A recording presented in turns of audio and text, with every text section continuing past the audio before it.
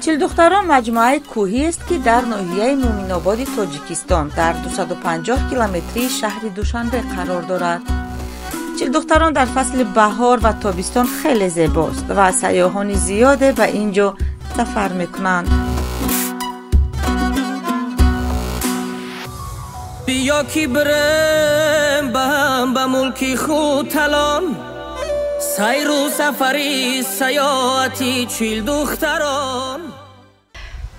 این همون منظره است که فیلمی رستم و سهراب شاهنامه فردوسی نواربرداری شده است و محض نبرد رستم و سهراب در همین میدان نواربرداری شده است. ایسا و نرم باش ای جوان، ببینی شکستی یکی بیگمان.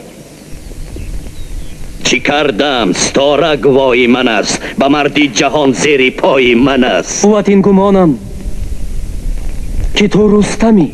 نه یک افسرم.